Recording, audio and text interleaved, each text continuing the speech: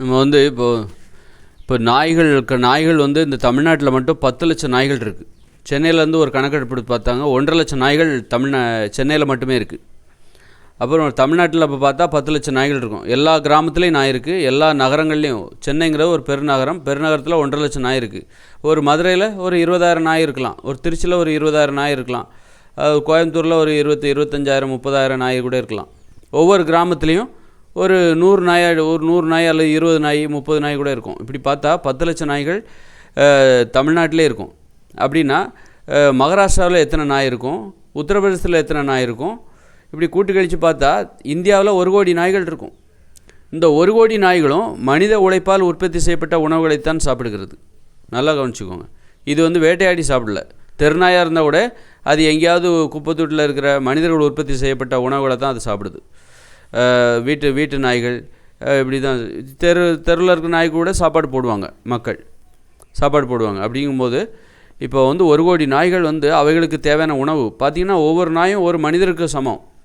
1 கோடி பேர் கிட்டத்தட்ட பார்த்திங்கன்னா 1 கோடி பேருங்கிறது எவ்வளோன்னு நினச்சி பாருங்கள். அப்போது 1 கோடி பேருக்கான உழைப்பு இருக்குல்ல, மனித உழைப்பு, இந்த மாதிரி இது தேவையில்லாமல் நம்ம பயன்படுத்துகிறோம் நாய்களுக்காக. நாய்கள் என்பது இன்றைக்கி ஒரு ஆடம்பர பொருள். நாய்கள் எதற்காக?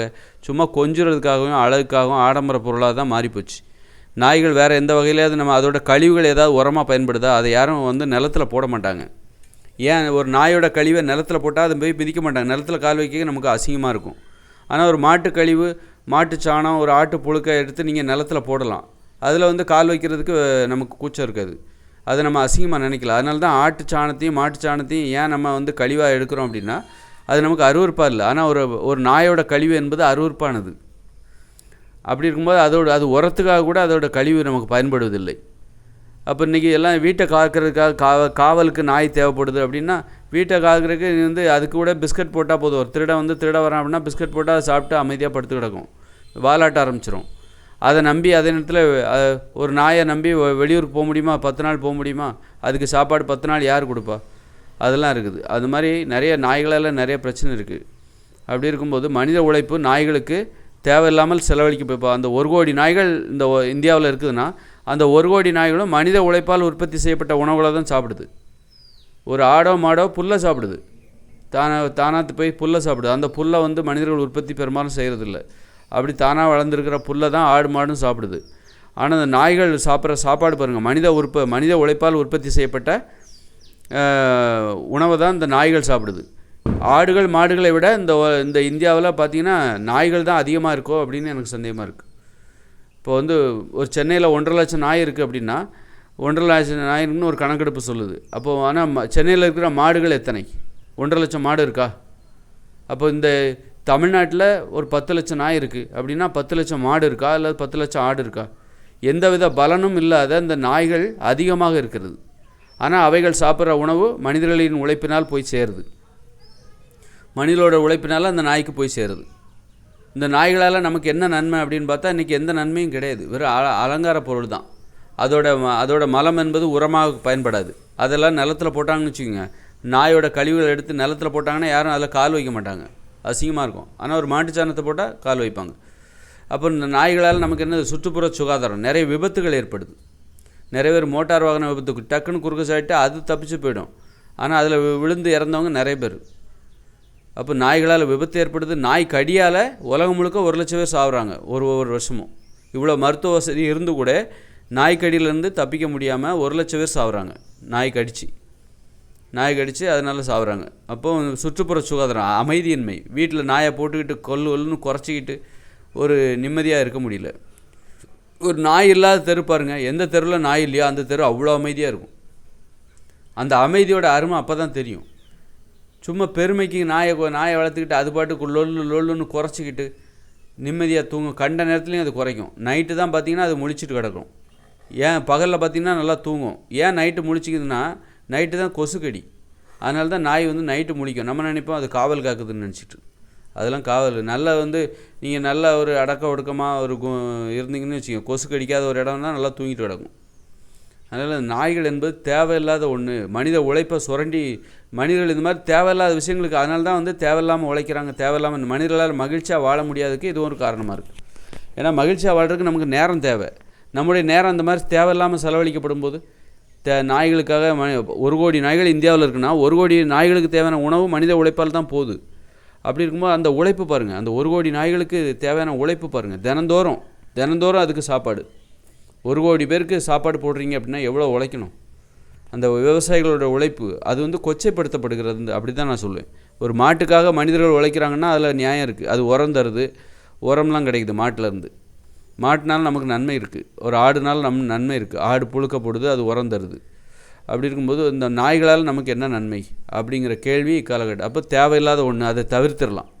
அதை தவிர்க்கும் போது நமக்கு நிறைய மிச்சமாகும். 1 கோடி நாய்களுக்கு தேவையான உணவு இருக்குது பாருங்கள். அந்த உணவு அதை உற்பத்தி பண்ண வேண்டிய அவசியம் இப்போ நமக்கு இல்லை. நமக்கு நேரம் மிச்சமாகும். இந்த மாதிரி தான் தேவையில்லாத செயல்களை தவிர்த்துக்கிட்டே வரும்போது தான் நம்ம வந்து எளிமையாக வாழ முடியும், மகிழ்ச்சியாக வாழ முடியும். மகிழ்ச்சியாக வாழ்வதற்கு நமக்கு நேரம் தேவை. அப்போ தேவையில்லாமல் நம்ம நேரத்தை செலவழிக்கிறத தவிர்க்கணும். இந்த மாதிரி இப்போ நாய்களுக்காக நம்ம 1 கோடி நாய்கள் இந்தியாவில் இருக்குன்னா 1 கோடி இன்னும் அதிகமாக கூட இருக்கும். ஒரு தமிழ்நாட்டில் மட்டுமே 10 லட்சம் நாய் இருக்குது அப்படின்னா அப்போ இப்போ இந்தியா முழுக்க பார்த்திங்கன்னா 1.5 கோடி நாய் 2 கோடி நாய் கூட இருக்கும். எல்லா கிராமத்துலேயும் நாய் இருக்குது. அப்படின்னா அந்த நாய்களுக்கு நமக்கு உணவு கொடுக்குற மாதிரிங்க. அந்த உணவு வந்து இப்போ நமக்கு வந்து அதை உற்பத்தி பண்ண வேண்டிய அவசியம் இல்லை. உழைப்பு மிச்சமாகிறது, நேரம் மிச்சமாகுது. அந்த மிச்சப்படுத்தப்பட்ட நேரத்தை வச்சுக்கிட்டு நீ குடும்பத்தோடு சந்தோஷமாக இரு, பேசு, ஆடு, பாடு, சந்தோஷமாக விளையாடு போய். அப்போ இப்படி தான் அறிவுபூர்வமாக யோசித்து மனித வாழ்க்கையை வந்து இப்போ எதிர்காலத்துலலாம் அந்த நாய் நம்ம கூட இருக்குமா அப்படிங்கிற சந்தேகம். இன்றைக்கி நம்மக்கிட்ட நிறைய உணவு உற்பத்தி பண்ணுறோம். அந்த அதனால் உற்பத்தி வந்து இப்போ அதிகமாகிடுச்சு. முன்னாடிலாம் உற்பத்தி குறைவு. அதனால தான் பார்த்திங்கன்னா நாய்களோட எண்ணிக்கை அப்போ குறைவாக இருந்தது. அப்போ வந்து நாய்கள் பெரும்பாலும் வேட்டையாடி அந்த உணவு கூட கொடுத்தாங்க. கடந்த காலத்தை விடுங்க, எதிர்காலத்தில் அது நமக்கு தேவையா? நம்ம வந்து அறிவுபூர்வமாக வாழணும். கடந்த காலத்தில் என்ன அறிவுபூர்வமாக வாழ்ந்தாங்க, அவங்க நாயை வளர்த்தாங்க அப்படிங்கிறக்காக நாம் வளர்க்கணுமா என்ன? அப்படிலாம் கிடையாது. கடந்த காலத்தில் செய்த தவறுகளை நம்ம திருத்தி, கடந்த காலத்தில் போரிட்டாங்க அதுக்காக நம்ம இப்போ போரிடணுமா என்ன? கடந்த காலத்தை காட்டி எதையும் நியாயப்படுத்த வேண்டிய அவசியம் கிடையாது. கடந்த காலத்தில் வாழ்ந்தவங்கெல்லாம் வந்து அவங்க என்ன அறிவுபூர்வமாக வாழ்ந்தாங்க அப்படி இல்லைல்ல.